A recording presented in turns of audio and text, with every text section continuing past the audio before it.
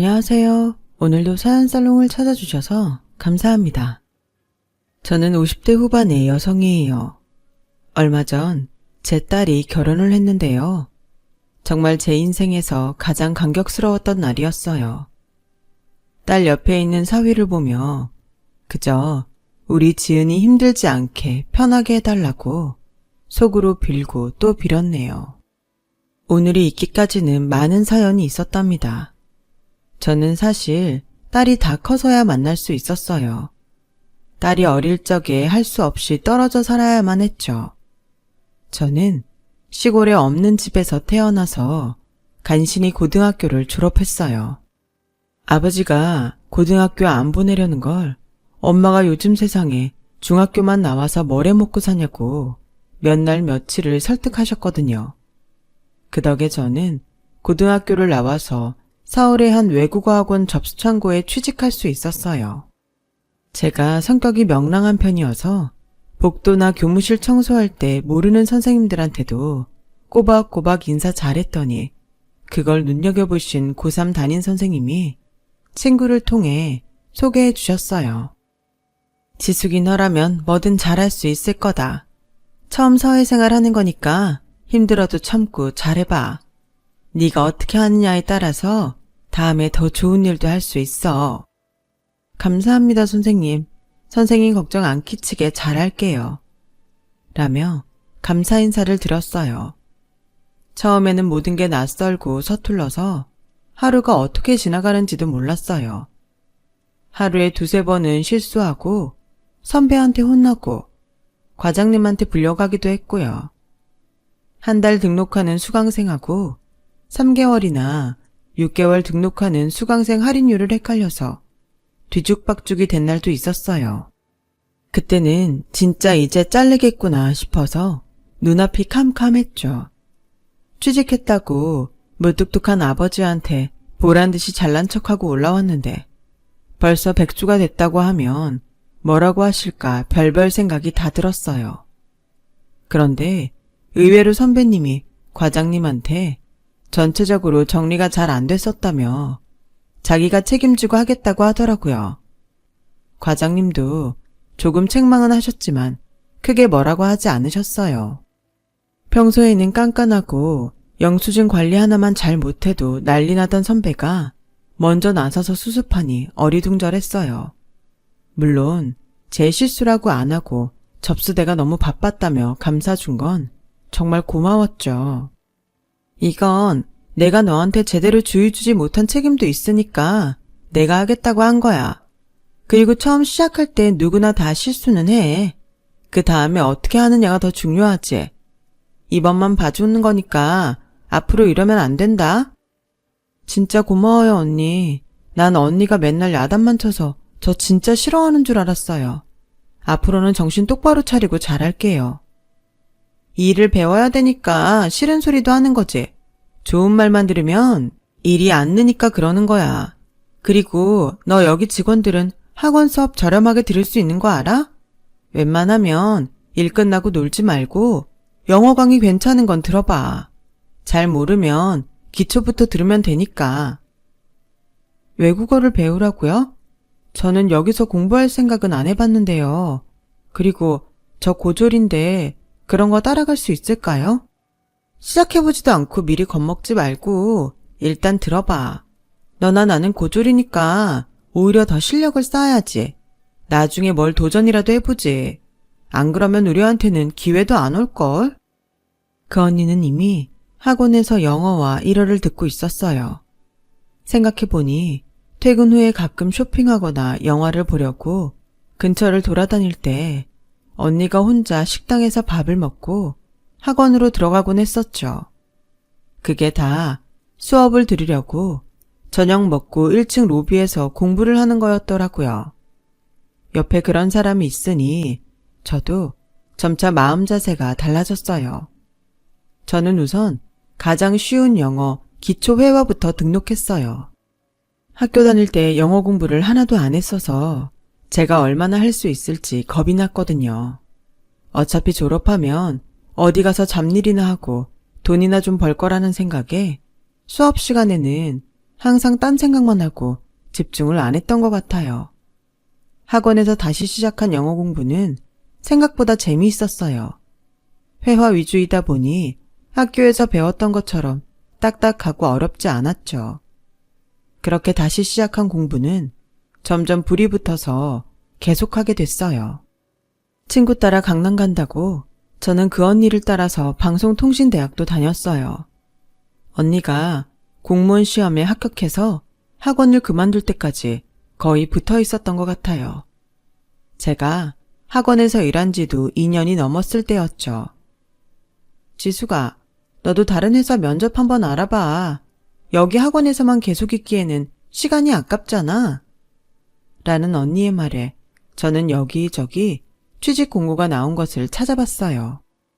그러다가 어느 무역회사에서 격리를 뽑는다길래 용기를 내서 지원을 했고, 다행히도 제가 합격을 했어요.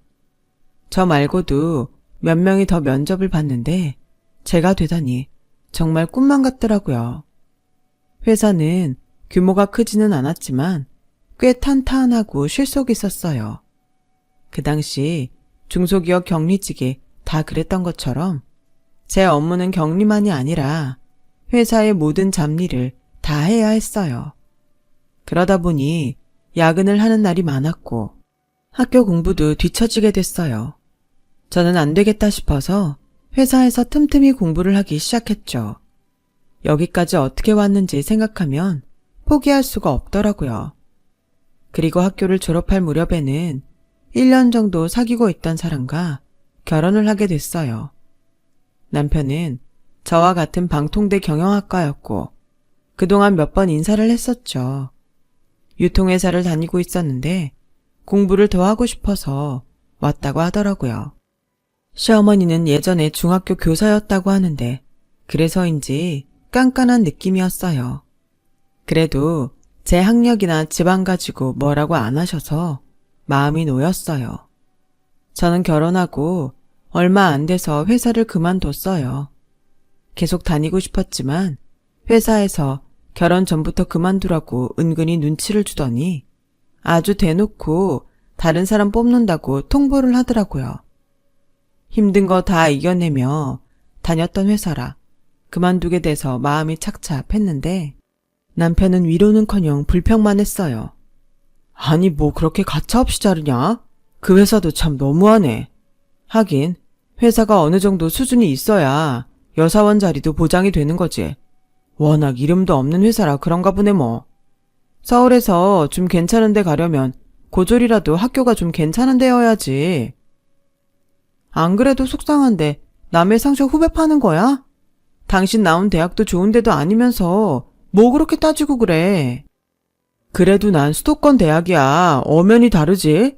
근데 그냥 이렇게 집에 눌러 앉을 건 아니지? 취직할 때 알아볼 거지? 라는데 저는 너무 속이 상했어요. 하지만 저 역시 빨리 내 집도 갖고 싶었고 일도 하고 싶어서 취업 자리를 알아봤죠. 결혼했다고 하니 면접 자리를 갖는 것도 쉽지 않았어요. 어쩌다가 면접에 가도 2세 계획이 있냐? 애 낳으면 못 다닌다. 그런 말부터 하더라고요. 저는 겨우 어느 대형 입시학원의 분원 행정실에 취직을 하게 됐어요. 전에도 학원에서 일을 했고 격리는 워낙 익숙한 일이라 금방 적응했어요. 저를 힘들게 하는 건 집안일과 시어머니였어요. 사람이 안에서 잘해야 밖에서도 잘 된다고. 집안일 소홀히 하면서 바깥일만 잘하는 거 다 소용없다. 네가 주부로서 할 일은 다 해놓고 다녀라. 행여나 민식이 뭐 시킬 생각하지 말고 주말마다 우리 집 오는 것도 빼먹지 말고 이번 주에는 대청소할 거니까 일찍 와라. 라며 쉴 틈을 주질 않았어요. 저는 하루 종일 일을 하고 녹초가 돼서 집에 와 청소를 하고 빨래를 하고 밥을 해야 했어요. 남편은 손가락 하나 까딱 안 하고 자기 마음에 안 들면 투덜대기만 했죠. 밥은 좀 제때제때 먹자. 하루 종일 일하고 와서 피곤하고 배고픈데 저녁까지 늦게 먹어야 되겠냐? 그리고 반찬 좀 바꿔. 어떻게 맨날 된장찌개야. 그럼 밖에서 좀 먹고 와. 아니면 청소라도 좀 돕던가. 청소하고 빨래하고 밥하는 게 어디 쉬운 일인 줄 알아? 이 사람 말하는 것 좀 봐. 누구 보고 청소를 하래? 이건 당연히 당신이 해야 되는 일이잖아. 그것도 못하겠다고 징징대고 싶냐? 그리고 뭐? 밖에서 먹고 와? 돈이 어디서 솟아나냐? 말도 안 되는 소리 하고 있어. 시어머니고 남편이고 그렇게 꽉 막혔는지 미처 몰랐어요. 평일이고 주말이고 회사 일에 집안일, 시댁일까지 잠시도 쉴 틈이 없었죠. 다 없던 일로 하고 전부 때려치고 싶을 때가 한두 번이 아니었어요. 그러다가 저는 아이를 가지게 됐고 이제 이혼도 못하겠다는 생각이 들더군요. 그전까지는 정말 여차하면 짐 싸서 나가려고 했었거든요. 아이를 갖고서도 남편과 시어머니 태도에는 변화가 없었어요. 시어머니는 오히려 더 다그쳤어요. 애 가지고 늘어지면 게을러지기만 하고 좋을 거 하나 없다. 집안일 건성으로 할 생각 말고 민식이 먹는 것도 더 잘 챙겨라. 여자들 애 생기면 남자들한테 소홀해지는데 그거 못 쓰는 거야. 이번 주에는 김장 담글 거니까 장 좀 봐와라. 시어머니는 단 한 번도 따뜻한 말을 해준 적이 없고 늘 명령조였어요. 아이를 갖고도 그러니 너무 서글펐고 제가 마당에서 배추와 파 다듬는 동안 거실에 누워서 TV만 보는 남편도 꼴 보기 싫었어요. 한 번은 주말에 시댁에서 일을 하고 다음날 학원에서 너무 힘이 들어 기절을 한 적이 있었어요. 그때도 두 사람은 저를 걱정하는 말 한마디를 안 하더군요. 당신은 왜 그렇게 사람이 관리가 안 돼? 자기 컨디션은 자기가 알아서 딱딱 챙겨야지. 이게 뭐야? 여러 사람 불편하게. 그게 아픈 사람한테 할 소리야? 당신이 애 가진 거 아니니까 몰라서 그래. 또 그런다. 요즘 걸핏하면 그 말하는데 다른 여자들 다 당신만큼 하면서 애 잘 낳고 살더라. 나랑 결혼 왜 했어? 진짜 궁금하다. 뭐 때문에 결혼했어? 아니 이건 또 무슨 소리야? 혼자 살면 불편하니까 했지. 빨래, 청소, 밥 이런 거 계속 엄마한테 해달라고 할 수 없잖아. 그 사람은 도우미가 필요했던 거였어요.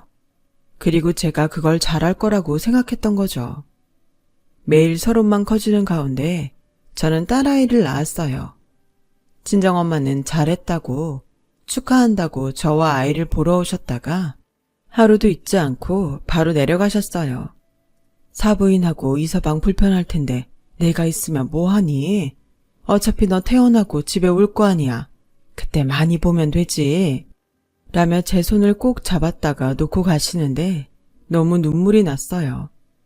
엄마도 아버지가 돌아가신 지 얼마 안 돼서 힘들 때라 저까지 보태고 싶지 않아서 아무 말도 하지 않았어요. 친정에서 몸조리를 할 때에는 그런 천국이 따로 없었어요. 사회생활을 시작하고 그때까지 처음으로 제대로 쉬어봤거든요. 엄마 옆에서 편하게 밥 얻어먹고 아이도 같이 돌봤죠. 학원에서 한 달 휴가를 줬기 때문에 가능한 일이었어요. 그렇게 잘 쉬고 집에 돌아오니 전보다 더 전쟁 같은 날들이 시작됐어요. 남편은 전처럼 집안일도 전혀 하지 않았고 애도 돌보지 않았어요. 시어머니는 아예 대놓고 이러더군요. 너 나한테 애 맡길 생각하지 마라. 난 그런 시어머니 아니다. 도우미를 쓰든 니네 엄마를 부르든 그건 네 마음대로 하는데 민식이 돈에서 나가게 하지 말고. 저는 아이를 낳고 전보다 더 이혼 생각이 간절해졌어요. 하지만 아이를 생각하면 그건 안 될 것 같아서 참고 또 참았죠. 그렇게 한 해에 두 해 넘기다 보니 아이가 4살이 됐고 어린이집에서 놀다가 저하고 같이 퇴근하는 생활에 익숙해졌어요. 그러던 어느 날 친정엄마가 병원에 입원했다는 연락이 왔어요. 옆집 아주머니였는데 그동안 안 좋았던 허리 디스크가 터져서 바로 수술을 하신다는 거였어요. 식구 아무도 없는데 혼자 수술실에 들어갈 엄마를 생각하니 눈물이 나더군요. 저는 학원에 말해서 하루 휴가를 내고 시어머니한테도 간곡하게 부탁했어요. 딱 한 번만 어머니가 아이 데리고 있어주세요. 어린이집에서 저녁 7시까지 봐주니까 그때 데려오시면 돼요. 다른 일도 아니고 친정엄마 수술 때문이라고 하니 시어머니도 더는 말 못하더군요. 저는 시어머니한테 고급 과일에 용돈까지 챙겨드리고 잘 부탁한다며 엄마가 수술하는 병원으로 내려갔어요. 지방이지만 도심 종합병원이라서 마음은 놓이더군요. 엄마가 수술실에서 나와서 입원실에 들어간 걸 보고 옷 가지며 음식을 챙기고 서울 가는 차를 타려고 보니 밤 8시가 다 돼가더군요. 그때 어린이집 선생님한테서 전화가 왔어요. 오늘 지은이 할머님이 데리러 오시는 거 맞는지 확인하려고요. 아직 안 오셨거든요. 지은이 혼자 남아서 울고 있어요. 라는데 화가 치밀어서 바로 남편한테 전화했어요. 어머니가 아이 데리러 안 갔으면 당신이라도 갔어야지. 애가 집에 안 왔는데 어떻게 찾아볼 생각도 안 해? 그럼 당신이 오면서 데려오면 될 거 아니야. 자기가 할 일 안 해놓고 어디다 대고 큰 소리야. 저는 더는 참을 수 없었고 아이를 데려온 후 바로 짐을 싸서 나왔어요. 마침 제 사정을 다 알고 있던 언니가 저와 딸에게 방을 내줬어요. 제가 학원 접수대에서 일할 때 만난 그 언니요. 저는 바로 이혼을 하겠다고 했고 남편과 시어머니는 자기네 핏줄을 남의 손에 크게 할 수 없다며 딸을 못 주겠다고 하더군요. 아니, 기저귀 한번 갈아준 적도 없는 사람들이 이제 와서 핏줄이니 뭐니 그런 말 할 자격 있어요? 엄마가 있을 때하고는 얘기가 다른 거지. 여자야 갈라서면 남이지만 애는 어디 그러니? 그리고 너네처럼 천박한 집에서 우리 혈육이 자라는 거 나는 용납 못한다. 라는데 정말 눈이 뒤집히더군요. 하지만 재판 끝에 아이는 결국 남편이 데려가게 됐어요. 법원이 남편과 시어머니가 저보다 더 잘 키울 거라고 판단한 거였죠. 네가 살기 싫다고 나가는 거니까 다시 널씬도 하지 마라. 애 핑계대고 왔다 갔다 하지 말란 말이야. 민식이 재혼자리 안 들어올라. 라며 끝까지 냉정한 말만 하는 시어머니에게 완전 학을 뗐어요. 이혼은 했지만 딸 때문에 너무 힘들 때 언니가 제게 같이 일을 하자고 하더군요. 남편이 회사에서 나와서 독립하는데 같이 일할 사람이 필요해. 나도 공무원 그만두고 할 거야. 아이를 위해서라도 네가 기운을 내야지. 그래야 나중에도 아이를 되찾아올 수 있잖아. 라는 말에 저는 겨우 자리에서 일어났어요. 언니 남편은 대기업에 다니다가 무역회사를 차려 나온 거였어요. 회사 다닐 때 인맥이 있다 보니 제가 전에 다니던 데보다 거래처들이 훨씬 낫더라고요. 주로 건강식품을 수입하다가 커피 수입을 하게 됐고 그게 잘 돼서 여러 품목을 다루게 됐어요. 저는 언니 따라 배웠던 영어와 일어를 다시 공부하며 여기저기 따라다녔고 일본 출장도 가게 됐어요. 제가 확보한 일본 가방과 우산이 인기를 많이 끌었죠. 저는 그 일을 계기로 일본 담당이 돼서 계속 출장을 나갔어요. 회사는 어려운 시기도 있었지만 고비를 잘 넘기며 탄탄하게 자리 잡아갔어요. 그러면서 인터넷에 직접 수입품을 판매도 하게 됐어요. 저는 주로 인터넷에서 판매할 여성용품들을 수입하는 일을 맡았어요. 그렇게 10년 가까이 되자 저는 부장직책을 갖게 됐고요. 한편으로는 성공했다는 보람도 있었지만 한편으로는 딸 생각 때문에 마음이 늘 아팠어요. 저와 이혼한 후 남편과 시어머니는 저도 모르는 사이에 이사를 가버렸어요. 몰래 딸을 보러 가려고 해도 할 수 없었죠. 어떻게 겨우 딸이 다니는 학교를 찾아가서 만난 적이 있는데 그걸 안 시어머니가 바로 전학을 시켰고 학교에는 어디로 갔는지 알려주지 못하게 했더라고요. 딸을 생각하면 안타까운 마음뿐이었고 저는 딸이 고등학교 입학을 하던 해에 흥신소에 부탁을 해서 학교를 찾아냈어요. 그리고 고등학생이 된 딸을 보러 학교 앞에 찾아갔죠. 이제나 저제나 아이가 나오려나 내가 알아볼 수 있을까 하고 서성이는데 제 앞에 학생 한 명이 불쑥 나타났어요. 바로 제 딸이었어요. 어릴 때 얼굴이 남아있어서 금방 알아볼 수 있었죠. 엄마 맞죠? 나 엄마 얼굴 기억해요. 할머니가 사진 다 버린 줄 아는데 내가 몰래 한 장 숨겨놨거든요. 그래, 지은아, 엄마야. 엄마가 너무 미안해. 지은이 너무 늦게 찾아서 미안해. 괜찮아요. 할머니랑 아빠가 못 만나게 한 거잖아요. 저도 다 알아요. 저는 그때부터 정기적으로 딸과 만났어요. 딸은 주말 학원 가는 길에 저를 만나러 나왔죠. 그러다 보니 아이가 생각보다 밝지 않다는 걸 눈치챘어요. 지은아, 집에서 잘 지내고 있는 거 맞아? 새엄마랑 가족들 다 잘해주는 거지? 엄마, 나 엄마랑 살면 안 돼? 라며 눈물을 글썽거리는데 저는 딸을 붙잡고 눈물을 삼켰어요.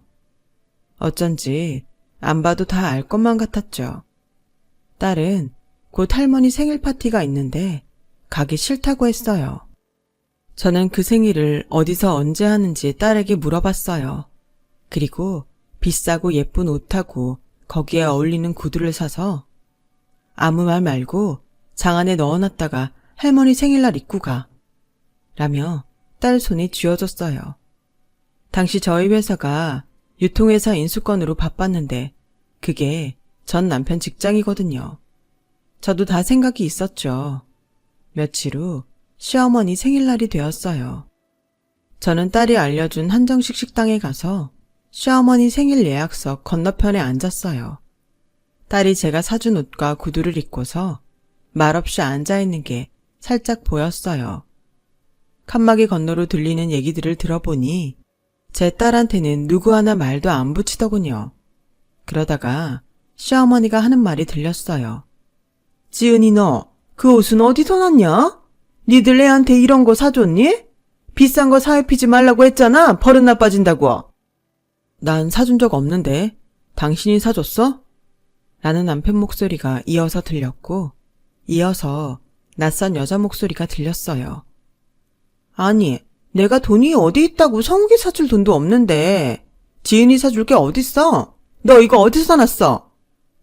선물 받았어요. 누가 너한테 이런 비싼 걸 선물해? 그럴 사람이 어딨다고? 너 바른 대로 얘기해. 어디서 훔친 거 아니야? 안 훔쳤어요. 선물로 받은 거 맞아요. 라며 딸이 또랑또랑한 목소리로 말하자 시어머니가 혀를 차며 얘는 니들이 한시도 마음 놓으면 안 된다. 제 엄마 출신이 안 좋아서 어릴 때부터 잘 잡지 않으면 커서 뭐가 될지 몰라. 성욱이하고는 다른 애야. 할머니, 엄마 얘기는 안 하기로 하셨잖아요. 그리고 저희 외가 함부로 얘기하지 마세요. 어머, 얘 버르장머리 좀 봐. 내가 너 그렇게 가르쳤니? 누가 보면 괴물아서 애 교육도 제대로 안 시킨 줄 알겠네. 어머니, 죄송해요. 됐어. 뭐 당신 탓이겠어? 타고난 게 그런 거지. 에휴, 내가 어쩌다 그런 여자를 만났는지 나도 제정신이 아니었지. 라는 남편 말까지 듣고 자리에서 일어났어요. 지은아, 이리 나와. 엄마, 라며 딸이 바로 일어나서 저한테 안겼어요.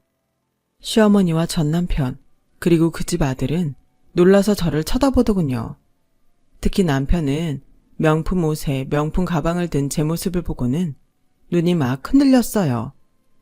야, 너 어디서 남자 하나 물었냐? 아주 보란듯이 명품으로 도배를 했네. 하여간 천박하긴. 내가 번 돈으로 내가 산 거야. 그리고 천박한 건 댁이지 내가 아니고.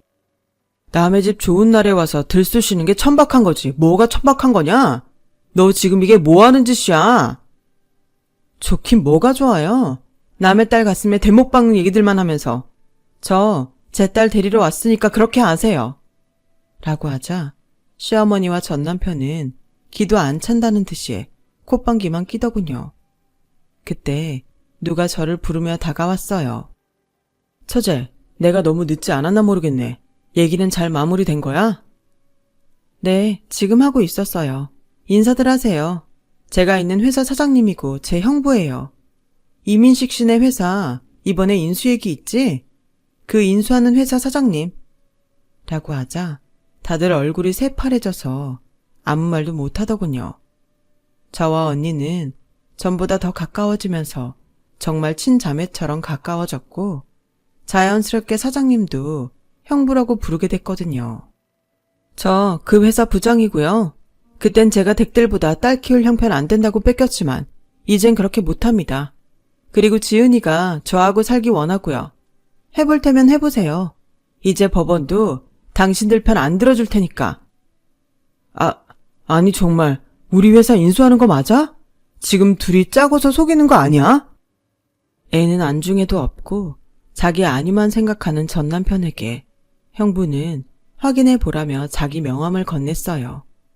남편은 명함을 보며 덜덜 떨고 시어머니도 입도 뻥긋 못하는 사이에 저는 딸 손을 잡고 형부와 함께 식당을 나오면서 한마디 했어요. 늙은 어머니 생일 호텔에서 해주지도 못하고 평생 말단 사원하면서 잘난 척 좀 그만해. 이민식 씨 할머니도 그놈의 핏줄이니 뭐니 고귀한 척 좀 하지 말고 정신들 차리세요. 저희가 나와서 차를 타고 떠나려는데 뒤늦게 남편이 달려와서 저를 미친 듯이 부르더군요. 다음 날은 회사까지 찾아와서 비굴하게 두 손을 비벼댔어요. 회사 인수하면 정리해고 있다는데 거기에 나 들어가면 모양이 좀 그렇잖아. 누가 봐도 당신이 보복하는 것 같고. 그러니까 알아서 잘해줄 거지? 그건 제 소관 아니고요. 능력에 따라서 담당 부서가 알아서 할 거니까 저한테 이러지 마세요. 여보, 제발 이러지 말고 확인 한 번만 시켜줘. 담당자 누군지 만나게 해줘. 누구 보고 여보래? 댁의 마누라는 댁 집에 있잖아. 당장 나가지 못해? 경비 부를까? 여기요, 누가 이 사람 좀 내보내요. 라고 소리 지르자 남편은 그제야 마지못해 자리를 떴어요. 그 후에도 남편과 시어머니가 몇 차례 연락을 했지만 저는 한 번도 받지 않았고 남편이 다니던 회사는 저희 회사에 인수됐어요. 남편은 근태불량으로 정리 1순위에 올라 있었다고 해요. 남편은 회사에서 잘리고 집을 정리해 지방 어디로 갔다고 하더라고요. 그 뒤로는 소식을 듣지 못했어요. 그때부터 저는 딸과 같이 살게 됐고 이렇게 결혼까지 무사히 치러졌네요.